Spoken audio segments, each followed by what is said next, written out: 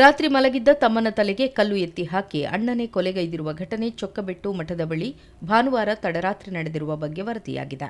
ಕೊಲೆಯಾದ ವ್ಯಕ್ತಿಯನ್ನ ಮೂಲತಃ ಕೊಪ್ಪಳ ಜಿಲ್ಲೆಯ ಕುಷ್ಟಗಿ ತಾಲೂಕಿನ ತೆಗ್ಯಾಳು ಗ್ರಾಮದ ನಿವಾಸಿ ಹಾಗೂ ಸದ್ಯ ಚೊಕ್ಕಬೆಟ್ಟು ಮಠದ ಬಳಿಯ ಬಾಡಿಗೆ ಮನೆಯಲ್ಲಿ ವಾಸವಾಗಿರುವ 20 ವರ್ಷದ ಮಲ್ಲಿಕಾರ್ಜುನ ಎಂದು ಗುರುತಿಸಲಾಗಿದೆ.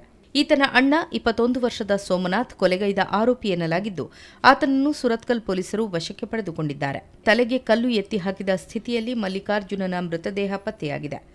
ತಾಯಿಯೊಂದಿಗೆ ಇಬ್ಬರು ಸಹೋದರರು ವಾಸವಾಗಿದ್ದರು. ತಾಯಿ ಇತ್ತೀಚೆಗೆ ಕೊಪ್ಪಳಕ್ಕೆ ಹೋಗಿದ್ರು. ಘಟನೆ ನಡೆದ ರಾತ್ರಿ ಸಹೋದರರಿಬ್ಬರು ಮನೆಯಲ್ಲಿ ಮಲಗಿದ್ದರು ಎನ್ನಲಾಗಿದೆ. ಬೆಳಗ್ಗೆ ನಿದ್ದೆಯಿಂದ ಎದ್ದ ಸೋಮನಾಥ್, ನನ್ನ ತಮ್ಮ ಮಲಗಿದ್ದಲ್ಲಿಂದ ಏಳುತ್ತಿಲ್ಲ ಎಂದು ನೆರೆಮನೆಯವರಿಗೆ ತಿಳಿಸಿದ್ದಾನೆ. ನೆರೆಮನೆಯವರು ಮನೆಯ ಮಾಲಕಿ ರೇಖಾ ಅವರಿಗೆ ಮಾಹಿತಿ ನೀಡಿದ್ದು, ಅವರು ಪೊಲೀಸರಿಗೆ ತಿಳಿಸಿದ್ದಾರೆ. ಮಾಹಿತಿ ಪಡೆದ ಸುರತ್ಕಲ್ ಪೊಲೀಸರು ಸ್ಥಳಕ್ಕೆ ಭೇಟಿ ನೀಡಿ ಪರಿಶೀಲನೆ ನಡೆಸಿದ್ದಾರೆ.